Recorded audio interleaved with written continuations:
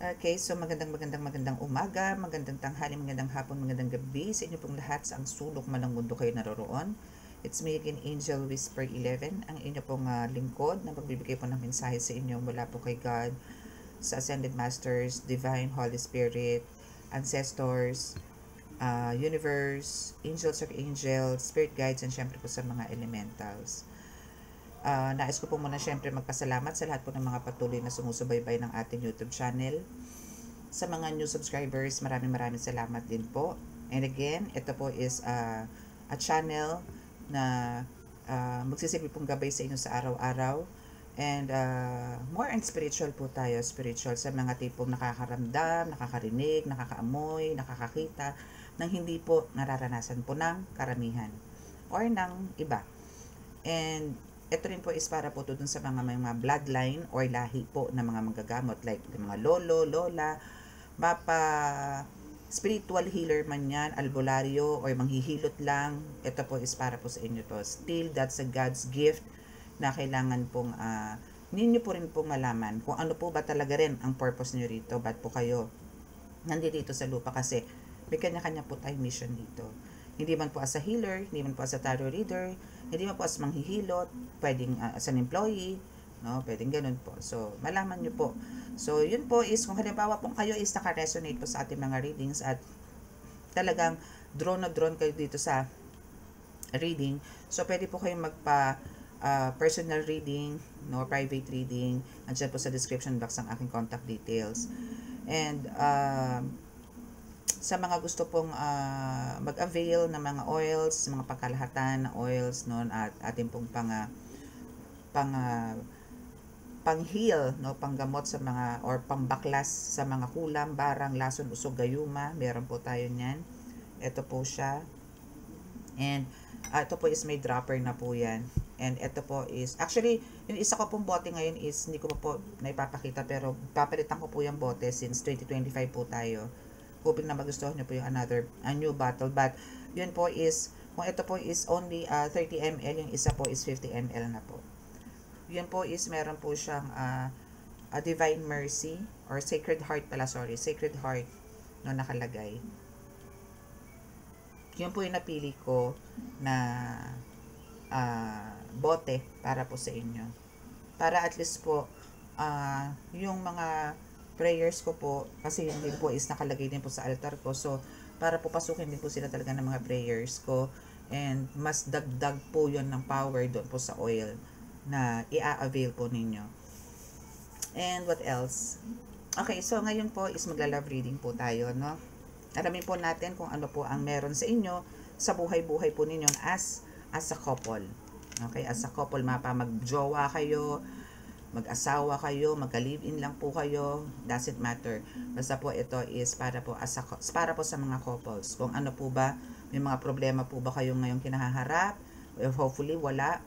And malaman po natin kung paano natin susolusyonan yung mga ganyang bagay-bagay. Okay? So, let's start.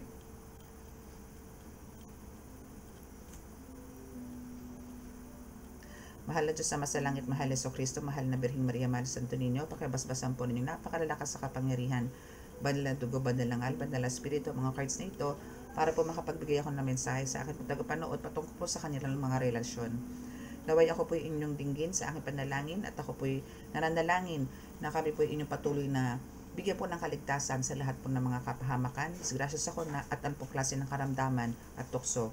At bigyan po ng kagalingan ang lahat po ng may mga karamdaman, mapapisikal, spiritual, mental, emosyonal, at ganoon na rin po sa pinansyal. Maraming salamat po. Amen.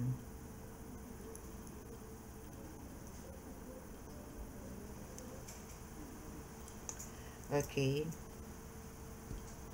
Again, ito pong oil na to is the best po to, no? Actually, mga healers din po is nag-avail din po sa akin ito, pero for now, ang refill na lang po ang kinukuha nila sa akin. Excuse me. So, pasensya na po kayo kung meron po mga pasuntot-suntot na ubo. Yun po ang nagpapalakas ng ating reading. Ganon. Okay. So, tingnan po natin ano. Kung ano po ba ang meron sa inyo. Ano po ba mga experiences ninyo? Na may development na po ba this year?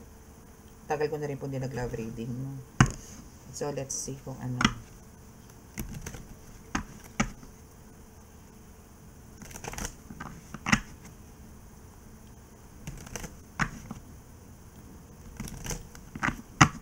Tingnan natin kung ano po ang meron sa inyo. Okay, first card. Wow. So, for some of you, dito yung nakakaranas po kayo ng hindi maganda, especially financial, no? Meron pong medyo para naghihigpit ng sinturon po dito. And thinking kung ano po ang the best na pwedeng nyong gawin. Maybe a business or maybe a work na pwede nyong applyan. No? Or for some of you is parang talagang andito kayo sa point na kung kailan New Year, no? Kung kailan year 2025 is dito kayo naka-experience ng lack of financial. Because of, andito yung merong someone, no, na talagang gusto kayong isabotahe rin. Just like do sa reading natin sa mga spiritual na talagang meron po na gusto kayong, gusto nilang danasin nyo po yan. Kung ano man po ang dinadanas nyo ngayong mag-asawa, ganyan. So there's an execution or parang ang gusto nito mga ito, mamatay ka sa gutom. Parang ganun. No, ganyan ang gusto nilang mangyari sa inyo. Mamaluktot kayo hanggang sa kaya nyo mamaluktot. So, ito is more on curse, no? Tingin ko, maybe may mga palipad hangin din po itong nanggagaganap ngayon dito sa inyo. But, kahit na ganito po ang gawin, dito mga ito, magkaroon, batuhan man kayo ng death spell, batuhan man kayo ng mga palipad hangin, kahit anong panalangin po ang gawin nito mga ito, hindi po maaari. Why? Because you have this goddess energy. Okay? Meron po kayong ganito. You are a warrior. You are a goddess. You are a god. No? From ancient Egypt times. No? That's why, malabo po mangyari ito. Kung meron mang lubid na nakahain sa inyo, nilagyan kayo ng lubid sa mga pictures ninyo or even sa mga voodoo dolls na ginagamit nila, parang nilagay po nila, nilagay na po na nila sa sarili nila kasi ginigis nila ang sarili nila sa mantika. Sila po yun. Okay? What else? Hindi. Talaga pang gusto nito talagang ano kayo. Talagang as in mawala. As in lose baldes lahat ng mga meron kayo. Lahat. Magkasakit, mawalan ng magkaroon ng disposisyon sa buhay, ganyan, no? But the universe, no, is there, no, to protect you sa mga ganitong klaseng tao.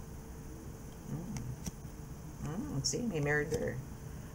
So may mga talagang, ito is out of ano to, bakit nila sinasagawa to mga ganitong spell work na to sa inyo as a couple? Because of the jealousy, or maybe because of meron din kayong maybe history from the past, no, na nagkaroon ng third party. Maybe isa rin to sa mga gumagawa sa inyo, which is yung third party, no, na till now parang nananalangin or may ginagawa sa inyong spell work para magkahiwalay kayo. And dahil sa financial na to, lack of financial, no, is andito yung magkakaroon kayo ng hidwaan or hindi pagkakaintindihan ninyo as a couple, no.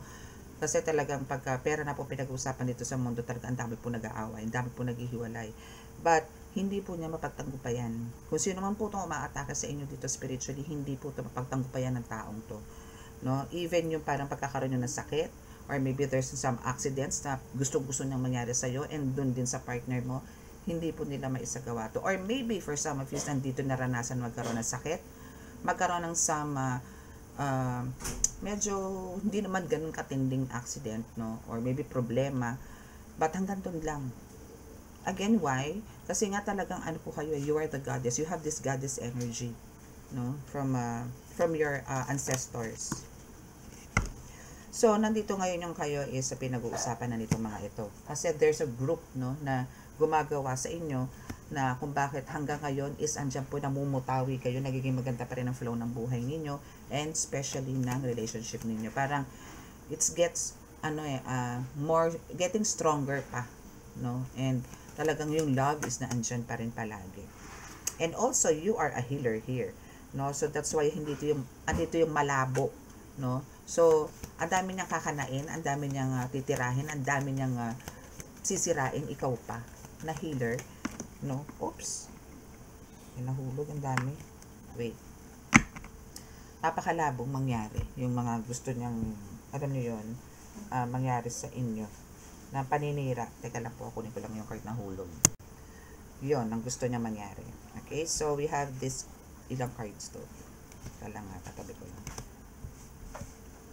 Okay, so we have the water disaster.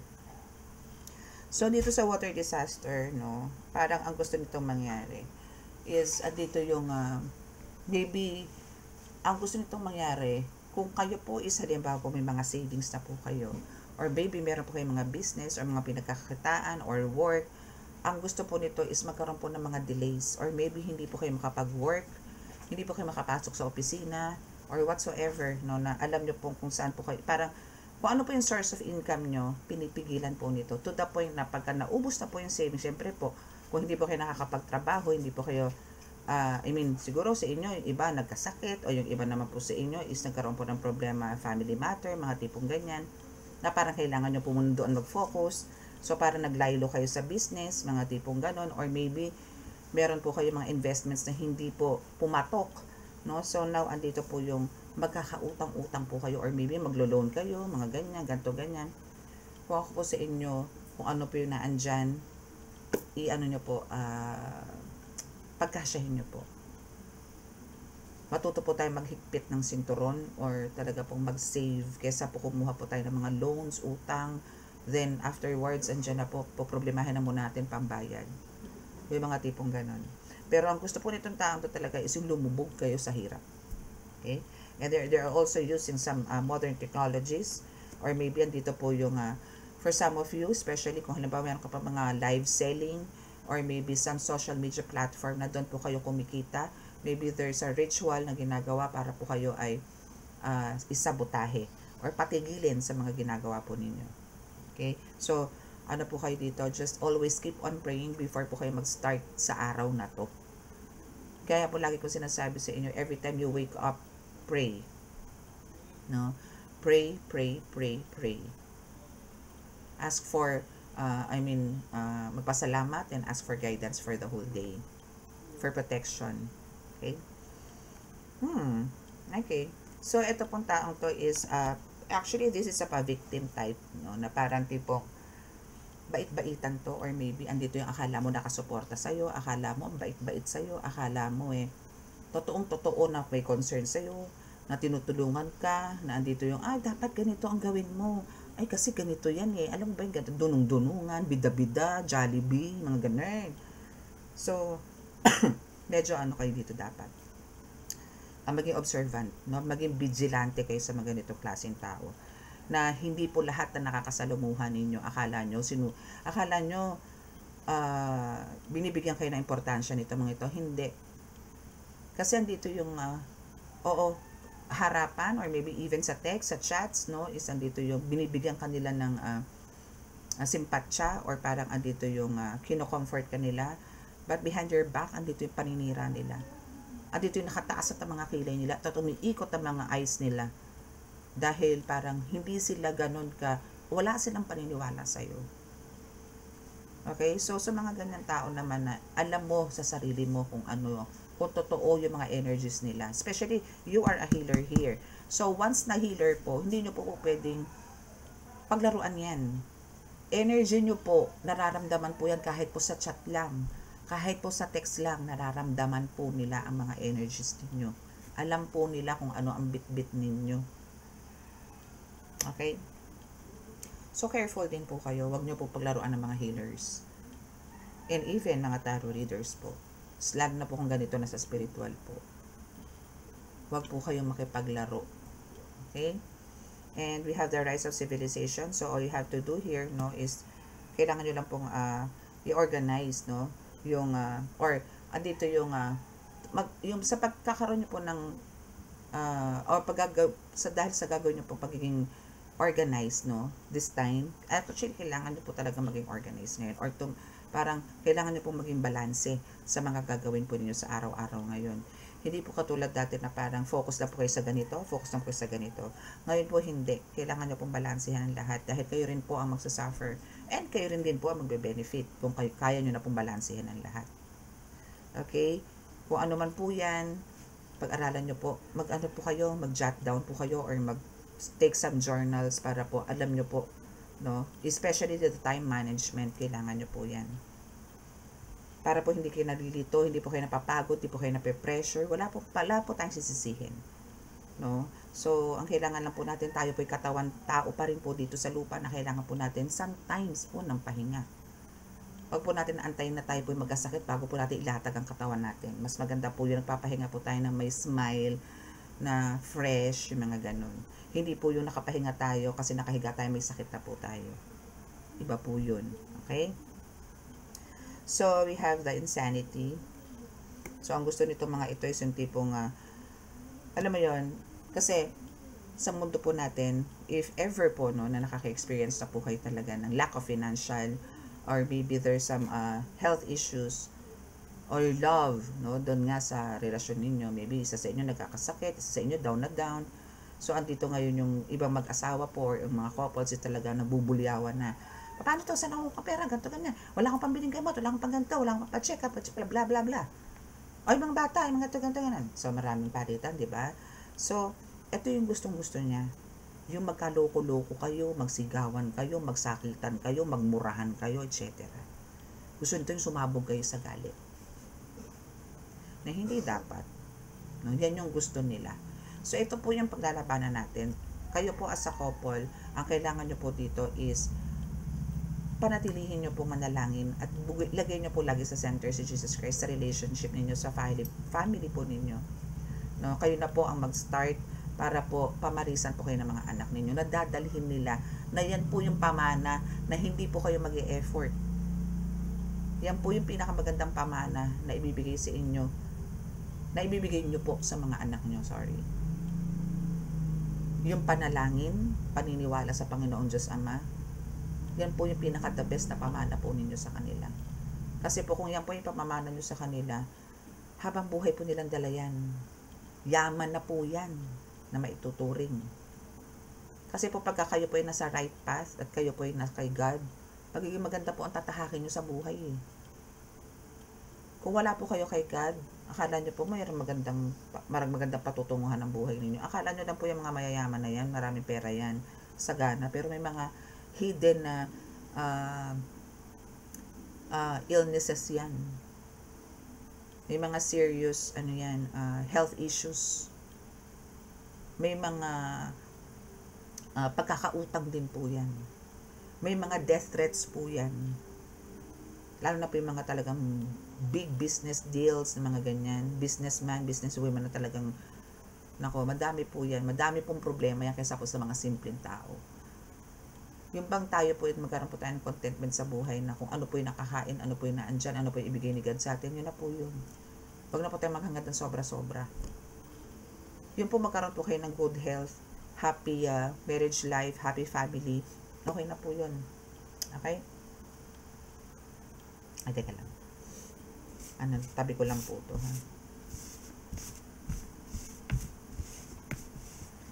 Tingnan po natin kung ano po yung mga blockages. Kung meron po man, ha? Tingnan po natin dito sa card na to.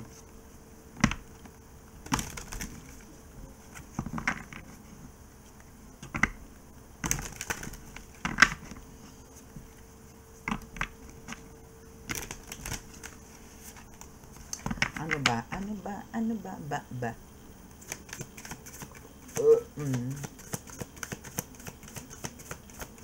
Meron ba? Meron. Okay, so you have to stop believing in love. Let yourself heal so you can be open again. Okay, so for some of you, isang dito yung maybe nasaktan, no? Maybe for some of you dito is talaga nasaktan, may sumakabilang bahay, meron talagang nag-cheat, or meron talagang non-stop ang pag-cheat, no? Pero, kahit po ganyan, na parang sinasabi nyo, love sucks, no? Love is stupid, no? Ano pa rin, parang, kung ganun at ganun rin lang ang nararanasan nyo, still, let yourself heal, no? Tulungan nyo pa rin po yung sarili nyong mag-heal. Kasi po, kung hindi nyo po tuturuan yung sarili nyo, o gagawin pagagalingin ng sarili ninyo, mag-stay po kayo sa ganyang stuck situation or stuck energy na meron po kayo. Tatanda po kagad kayo, tsatsaka kayo talaga, promise. Para maging open po ulit kayo, no? And we have this too much. So, you tell others too much about yourself all at once. Sit back and listen more.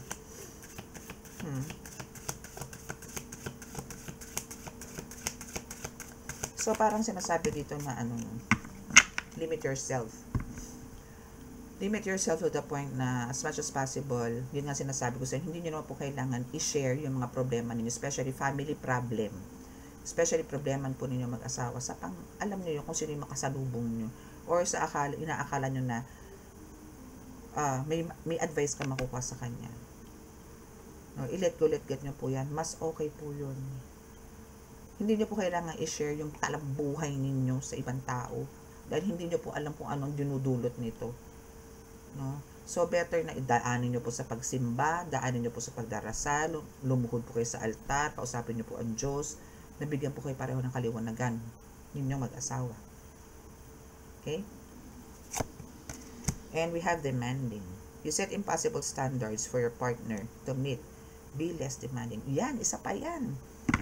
Isa pa yan. No? So, ang kailangan lang po dito sa mga collective ko dyan na medyo parang medyo bossy, medyo maraming request sa katawan. Parang maybe hindi naman sa maluho, no? But andito yung pagkaalam nyo pong hindi kaya, huwag nyo pong ipilit. Sinabi ko na rin naman po kanina yan. Makontento po tayo sa kung anong meron. Huwag po tayo maging demanding. Pagkaalam nyo po napaka-imposibleng kunin or makuha, huwag nyo na po igiit. Pero kung if you strive hard, no, if you parang magiging hard worker ka, then makiklaim mo yan, makukuha mo yan, ma-achieve mo yan. Pero kung halimbawa iaasa mo lang dito sa partner mo na gusto ko magkaroon ng iPhone 16, gusto ko magkaroon ng Samsung Keme, ganyan, gusto ko magkaroon ng Rolex, pero ang asawa mo naman ay magbubukid. Ano gusto mo? Benta na yung bukirin para lang mabilang ka ng luho mo. Kumilos ka. Gusto mo yan eh. Diba? Ganun lang yun.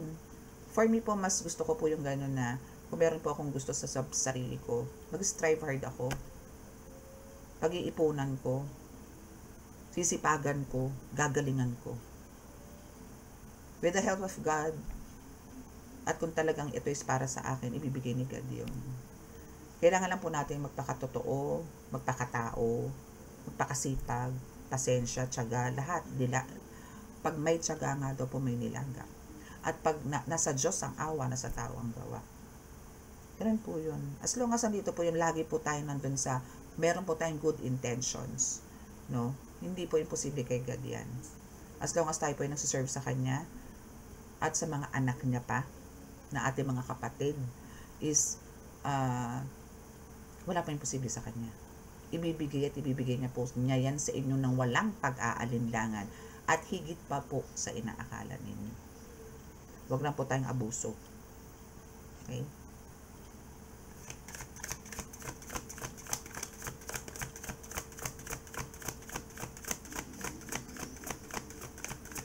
What else?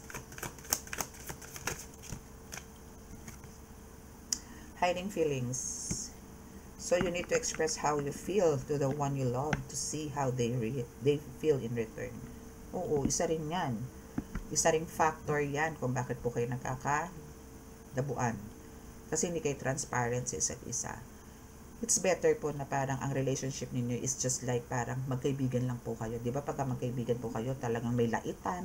Yung parang, bako naman ang kilikili mo. Mga tipong gano'n. Ano ba, amoy ka na naman karapintero? Yung mga tipong gano'n. Pero, biruan nyo yun. Di ba? Yung mga gano'n. Pero kasi kung halimbawang meron na pong papalang kapintasan po sa partner ninyo, and andito yung sa iba mo sinasabi, ang pangit po eh. No? Mas maganda po yung direct nyo po sasabihin to sa kanila para po mas na-correct niya or naiaayos nyo po yung sarili niya. Ganun din po siya dapat sa inyo. Yun po yung pag-usapan ninyo. Na wag nyo pong i-hide or wag nyo pong itatago yung mga nararamdaman siya sa hindi lang po doon sa katangian physically, no? Kahit po yung emotional, no, is kailangan nyo po tong i-share, no? Like baka naman gusto mo kong bigyan ng time, baka naman gusto mong umuwi ng maaga, baka naman gusto mong mag-date tayo, baka naman gusto mong, yung mga tipong ganon. No? Para lang po mas magkaroon kayo ng strong bond. Okay? Anything else? Mayroon pa. Fear loneliness. You stay in bad relationships because you are lonely. Be okay being with yourself. Oo, sa totoo lang. Kasi parang ang pakiramdam mo dito, parang awang-awa ka sa sarili mo. Awang-awa ka sa sarili mo in a way na parang marami ka siguro, kinukumpara mo siguro ang sarili mo sa iba. Na tipong, bakit siya ganito, ba't ako ganito? Bakit kahit anong ganitong gawin ko, parang wala. Alam mo yun, dami mong questions sa sarili mo. Wag mong tanungin ang sarili mo. Ang kailangan mo dito is yung alamin mo sa sarili mo kung saan ka ba magaling, ano yung kaya mong gawin, na alam mong dito ka magkakaroon ng growth. Minsan po kasi hindi po natin kailangan tanungin ang sarili natin na bakit si Cordapia, pareho lang naman kami, pero bakit parang siya yung pinagpapala? Bakit nga ba? Maybe hindi siya ganid. Maybe hindi siya sakim. Maybe andito yung kontento siya sa kung ano ang meron siya. Na ikaw is marami kang hinahanap. Marami kang nililingon, marami kang nakikita na gusto mo meron ka. Inggit. Diba? So, ang kailangan mo po dito is alisin po yung mga tipong ganon. Ang kailangan po natin dito is yung bang magkaroon po tayo ng kasiyahan sa sarili din. Kasi po kung halimbawang, alam niyo po yun, yung pagiging lonely o yung pagiging malungkot sa sarili o yung sa buhay po natin, tayo rin po gumagawa niyan. Problema, tayo rin po gumagawa niyan. Alam niyo po ang mga solusyon eh. Yun nga lang po, parang mayroon kayo inaasahan na ibang tao na gagawa niyan para sa inyo. Again, sa mga ganito pong senaryo, ang kailangan niyo po dito is yung humingi po kayo ng lakas, humingi po kayo ng mga tamang ideas kay God kung ano po yung way para po malagpasan nyo yung mga ganito at ma-reach po ninyo kung ano po yung goal ninyo sa buhay. Hindi po yung iaasa po natin sa ibang tao. Kasi po kumpleto naman po siguro ang mga kamayartaan ninyo. Nakakapagsalita kayo, nakakapagbilang kayo, nakakabasa kayo. Meron ka mga potentials pero hindi mo nilalabas. Labas nyo.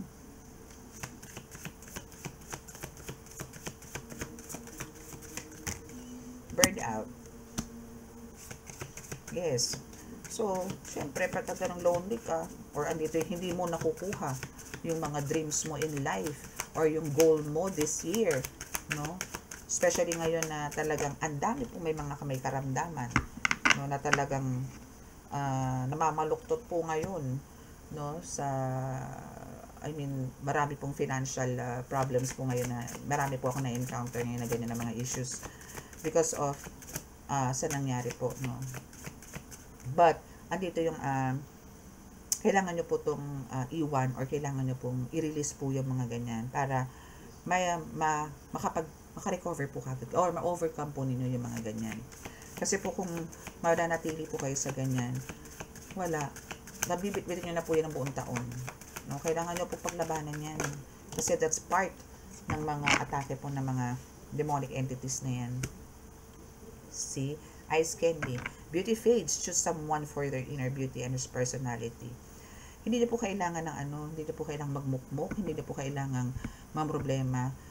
Ang kailangan nyo po dito is find the solution. Alamin nyo po kung saan po kayo mag-grow, alamin nyo po kung saan kayo magaling, alamin nyo po kung ano po ba yung kaya ninyong gawin na magkakaroon po kayo ng pagbabago sa path ninyo sa buhay. Yung ganun po. Okay? So, again, ang beauty po talaga is nag-fade. No? Ang personality natin is, mag-fade man po yung personality, like from negative, gawin po natin positive. No? Huwag tayo from positive magiging negative. Kung tayo po is full of positivity, then kailangan po natin triplihin yan para po mas marami po tayong ma-earn, mas marami po tayong ma-achieve sa buhay na puro success, no? And always ask God's guidance, no? And keep on praying para po talaga mas mabadali po natin masolusyonan lahat po ng problema. mas madali pong plansyahin yung mga ganyan. Okay? So, now is, andito po yung need rescuing. So, here sa need sa rescuing is, you are waiting for love to save you. But you must stop waiting and start looking. Hindi po natin kailangan mag-antay. Alam niyo po yung tipong parang kung halimbawa po meron kayong problema sa partner po ninyo and parang gusto niyo po siya magbago, huwag niyo po antayin yung pagbabago niya. Hayaan niyo po siyang magkusa. Kasi po, problema niyo na naman po yun. Bit-bitin niyo na naman po yun. No? So, go with the flow. Go with the flow, and again, ipagdasal ninyo na magkaroon po ng kaliwanagan, pagbabago ang partner ninyo para po sabay po kayong maglalakad sa right path patungo po sa kaliwanagan na nais mo po na makamit para po sa relasyon ninyo and para po sa family ninyo. No, as a whole, no, wag po kayong parang mag-antay lang, no, or parang andito yung naiinis ka kasi andito yung gustong-gusto mo siya magbago. Hayaan niyo po siya. Mananawa din po yan. Mananawa at mananawa po yan. Huwag po kayo mag-alala. Ang kailangan nyo lang po talaga dito is patience, no, po sa relationship. Lahat po, again, ang tao po talaga dito nabubuhay sa mundo nang wala pong perpekto. Lahat po yan may flaws. Lahat po yan is may problema. Ang problema po naman kasi is hindi po yan ninanamnam. Sinusolusyonan po yan. Okay? Ang solusyon po dyan is yun po. Kailangan po natin isurrender lahat kay God yan. Once po na isinurrender niyo po lahat kay God yan, si God na po ang gagawa ng way para kayo po itulungan na malagpasan po yan at mabigyan po ng panibagong buhay. New beginning. Okay? So, hoping po na may mga naka-resonate po dito sa inyo sa reading and hoping po na magkaroon po ng maganda, no, yung relasyon ninyo this time. Ang kailangan lang po talaga dito is focus, balance, and kumbaga, yun po lagi nyo pong ilagay sa gitna. Huwag nyo pong isingit. Lagay nyo po sa gitna ang Panginoong Diyos Ama para po hindi po kayo mawasak at walang sino man ang pwedeng mawasak sa inyo. Kahit na tao, especially tao. Okay? So, that's it.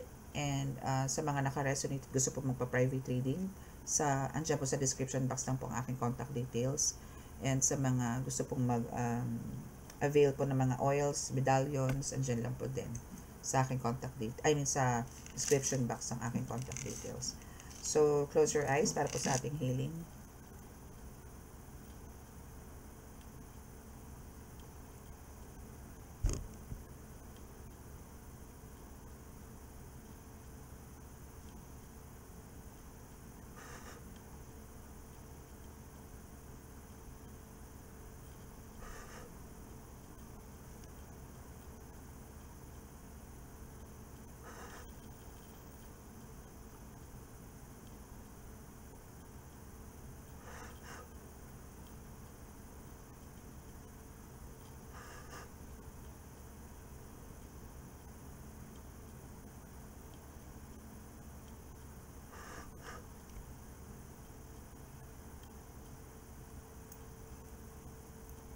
Okay.